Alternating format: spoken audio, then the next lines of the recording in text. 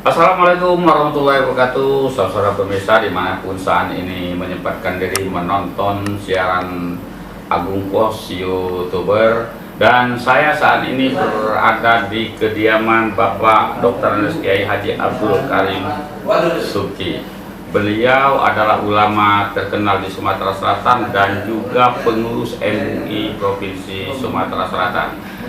Kami akan berbicara seputar pandemi dan protokol kesehatan di mata Islam.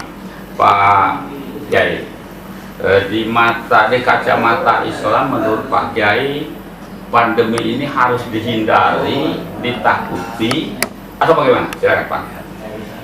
Pandemi istilahnya kita setiap hal-hal yang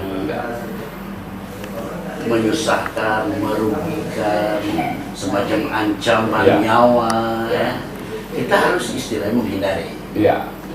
Katakanlah kalau di situ ada harimau, kita jangan dekati. Cara menghindari gimana? Cara menghindari kita istilahnya jangan ke sana kita dengan ngomong, kalau bahasa saya assalamualaikum. Iya. Kalau kita mengerti jawaban dia tentu enak. Barangkali dia menjawab tapi kita tidak mengerti. Iya.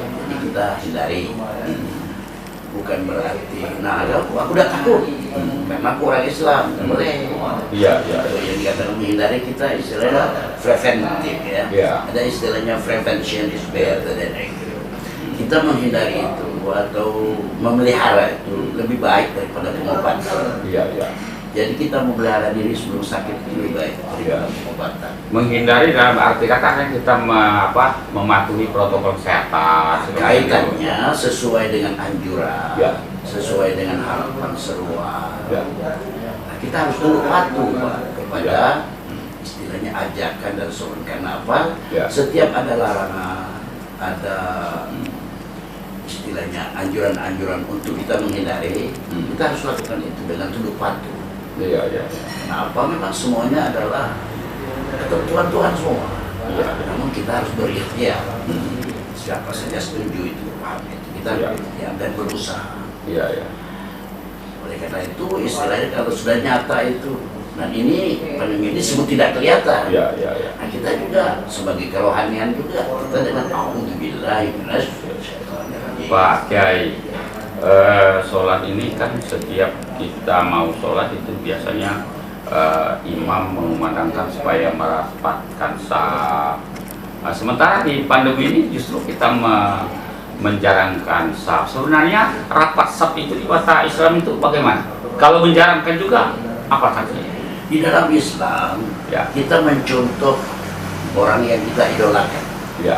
Dan tidak salah orang yang kita idolakan itu dapat predikat dari Allah bahwa dia harus menjadi uswah hasanah. Siapa itu? Muhammad sallallahu alaihi wasallam. Dalam hal ini Nabi pernah bersabda, "Shollu kama ra'aitumuni usolli." Sembahyanglah kamu sebagaimana kamu melihat aku sembahyang.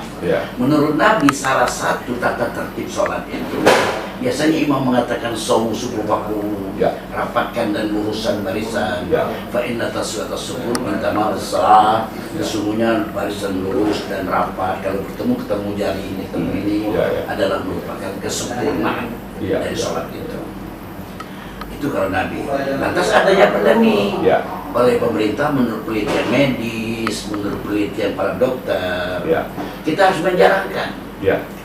Untuk sementara, kalau saya boleh memakai kata-kata sementara, kita jalankan. Yakinlah kita tidak akan seumur hidup gitu. Nanti kita akan kembali sebagaimana semula, kalaupun pandemi ini izinkan Tuhan untuk kembali ke rumah. Artinya di dalam Islam ada juga itu batasan-batas itu ketika itu memang darurat. Memang ada batasan. Contoh, Adam, silakan kau huni surga ini. Dan pakai apa saja fasilitas yang ada. Cuma satu, la taqrabah hadisya, cuma satu. Jangan kau dekati pohon. Maknanya apa itu? Bebas. Tapi artinya ada rambu. Rambu. Nah, itu dalam Islam. Bebas kita naik pesawat, bebas. Cuman kalau mau kencing tempat kencing. Kalau mau naik pesawat kita beli tiket. Itu artinya bebas. Tapi ada rambu. Kita bebas karena harus menyesuaikan dengan perintah Rasul. Tapi saatnya Allah itu kan menguji waktu terus berbuka. Pada saat ini kita ikut itu. Yakinlah kita dalam hati mudah-mudahan tidak terus-menerus begini. Kenapa? Karena akan majunya sesuatu apapun, itu biasanya mengalami kemunduran. Bagaimana? Kita kan ada penyekatan jaga jarak. Apakah itu juga tergantung dari niat kita juga untuk melaksanakan itu, bahwa kita ini sholat sudah berapa kira-kira? Kalau menurut saya, ya. Kalau Nabi kan berkata besar dan kecilnya pahala, ya. Bobotnya apa yang harus kita terima dari Allah tergantung berniat. Ya. Jadi kalau niat kita ini sekedar untuk semasa ini jarang, pahalanya itu kan tergantung pada niat. Ya. Kalau kita nak merapatkan karena terpaksa juga gitu. Ya. Jadi tergantung pada niat tadi. Kalau kita menjarangkan barisan, nah sudah kita ikuti, tapi kita yakin bahwa yang benar itu tidak begini. Ya. Nah itu sudah ditulis oleh Allah niat kita itu. Artinya itu tidak juga ada larangan. Tidak ada juga istilah ada larangan kalau dalam. Tapi dianjurkan untuk rapat lebih bagus. Dianjurkan rapat lebih bagus. Iya. Pak Ustadz, kita kan dengar semenjak COVID ini 1 tahun lebih kan. Ya, di daerah-daerah lain di luar Sumatera kan kita sudah dengar ada masyarakat yang menolak jenazah karena dia COVID, takut takut ketularan segala macam, sehingga agak terlambat menguburkan jenazah itu. Nah sebenarnya posisi jenazah ini di mata Islam ini bagaimana, saudara? Kalau polisi jenazah itu kan kalau bahasa Nabi itu kalau ada yang meninggal, ya. Tugas orang yang hidup itu ada 4M. Satu memandikan, ya. M yang pertama. M yang kedua mengkafan, ya.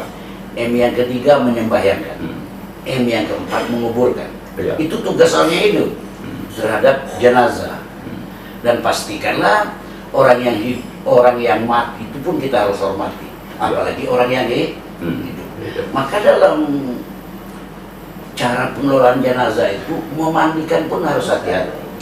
Jangan sampai digosok dengan sabun, Dan kalau ada hal-hal yang negatif, ada bisul, kita tidak boleh ngomong, tidak boleh memberitakan kepada orang. Itu etika bagaimana sikap terhadap membersihkan jenazah. Itu menurut ajaran. Dan istilahnya juga kalau sudah dimandikan, diwudukan, karena dia tidak bisa berwudu lagi. Jadi itu sikap terhadap jenazah. Nah, kemudian kita sudah dimandikan di kapan tadi, itu pun harus hati-hati. Itu sudah bersih artinya si mayat. Karena begini, kita bersih-bersih bukan waktu hidup saja. Maksudnya pendidikan Nabi.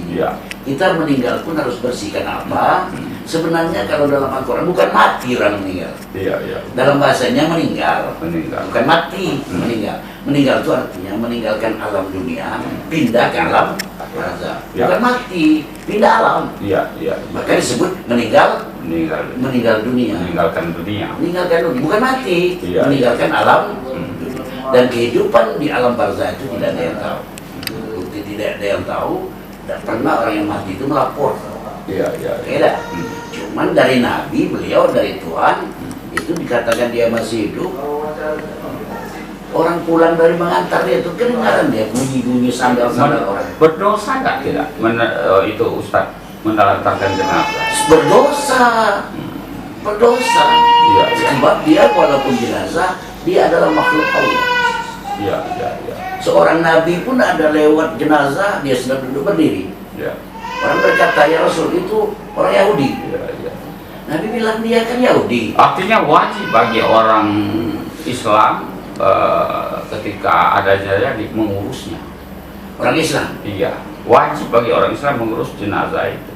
Nah, kalau bahasa kita di depan kita yang terdekat ya, ada orang terdekat kita. Kita itu kan yang melanjutkan yang terdekat dari keluarganya. Supaya jangan membicarakan hal-hal yang negatif yang ada pada, dan itu etika. Maka yang mandikan jenazah itu seharusnya keluarganya, itu orang dekat. Sekarang kita berdekat orang Yahudi lain agama, kita tidak memandikannya. Barangkali ada model dia, cuman kita nggak boleh nutup pintu. Jadi kalau kamu nak duduk silakan. Tapi kalau nak ritual tidak boleh. Tidak boleh. Kalau seremonial, Iya. boleh kan? Iya. Secara seremonial atau bahasa agamanya sebagai hablum minan nas. Iya. Kalau hablum minallah, lakum dinukum. Iya, boleh. Iya. Artinya Pak Ustadz apapun siapapun jenazah itu bagi orang Islam wajib mengurusnya dan memakamkannya. Wajib. Takutlah akan dosa kalau itu ditelantarkan. Betul. Bagi yang terdekat. Ya. Ya. Mungkin Pak Ustadz ada penjelasan lain dari dipandang dari sisi kacamata agama tentang COVID ini. Silakan Pak Ustadz. Jadi COVID ini Pak bahasa baru kan sekarang. Iya, iya. Tahun inilah hampir masuk 2 tahun. Iya. Sehingga bahasa ada disebut pandemi. Iya. Itu bahasa dokter ya. Iya, iya. Ada bahasa COVID. Itu tadi menurut saya COVID ini adalah merupakan salah satu teguran Allah. Iya. Sebab Allah itu kalau menegur atau menguji atau memberikan musibah, yakinlah bahwa Allah tidak kejam. Iya. Tapi Allah itu istilahnya mempunyai tujuan. Iya. Kalau menguji, Iya. tsunami. Kalau menurut saya dalam Quran itu kalau Tuhan menguji itu ada 3 Pak. Iya, iya. Tujuan Allah yang saya tahu. Iya. Yang lain masih banyak belum tahu. Iya, iya. Satu, kalau Tuhan menguji itu Allah ingin mengangkat derajat. Iya, iya. Seperti Ibrahim. Iya. Diuji, dimulai anak, Iya. dibakar, tidak ada air, diangkat derajatnya.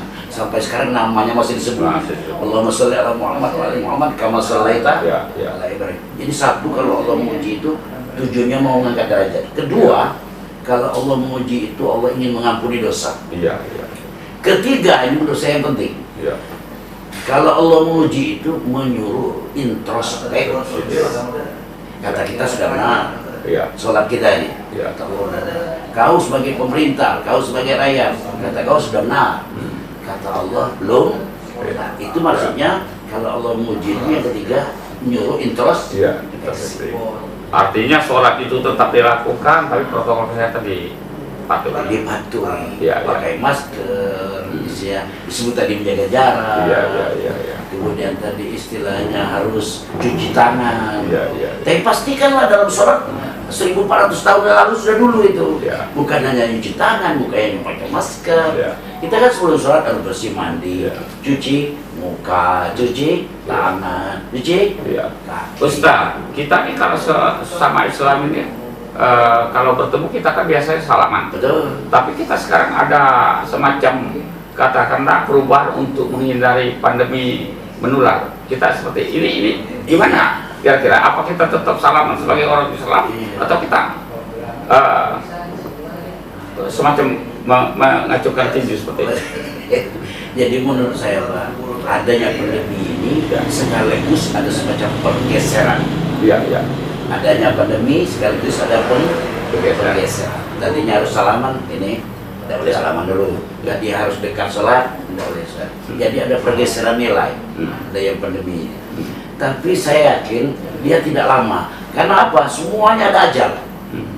Bukan napas jiwa saja ada ajal. Kalau Pak Ustaz sehari-hari salaman atau seperti itu? Saya kalau melihat menurut hati saya orang ini istilahnya saya salaman. Tapi kalau hati saya ini orang dari Jakarta atau dari Ya. gitu jadi. Tetap waspada. Tetap waspada. Ya. Atau bahasa sekarang ini hukum itu tidak kaku Pak. Ya, Hukum ya. itu istilahnya fleksibel. Iya, iya, iya. Boleh. Babi haram kalau sudah maksa boleh. Artinya fleksibel gitu kan. Iya, iya, iya. Nah, jadi kalau saya salaman. Kalau yang lagi jemaah saya tiap hari saya setiap subuh Pak di Masjid Mobil. Iya, iya. Setiap subuh. Jadi kalau saya dengan salaman, niatnya ya Allah mudah-mudahan jangan pandemi. Jangan pandemi. Jangan kena itu. Kata apa? Karena kata orang dalam tubuh kita ini kan ada imun itu Pak. Iya, iya, iya. Imun kita itu saja yang mengobati pandemi. Iya, iya, iya. Paling tidak yang lain vitamin. Iya, iya. Kalau bawa ke rumah sakit kan tidak ada dokter tuh Iya, iya. disuntik dia apa? Hmm.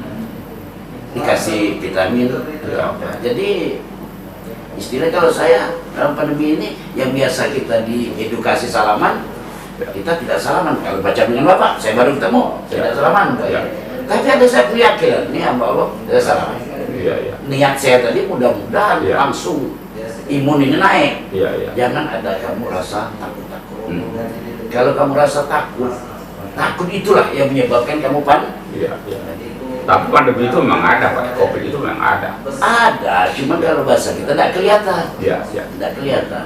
Dan sebenarnya yang dikatakan iman itu justru kita percaya yang tidak kelihatan itu. Iya. Kalau sudah kelihatan, tidak usah diimani lagi. Bisa menghindar. Iya. Bisa berlari. Iya. Tuhan itu tidak kelihatan, justru dia tidak kelihatan itulah. Iya. Kalau udah kelihatan, ada ya dunia itu Tuhan. Iya. Jadi begitu. Kekuasaan iman kita ada di situ juga.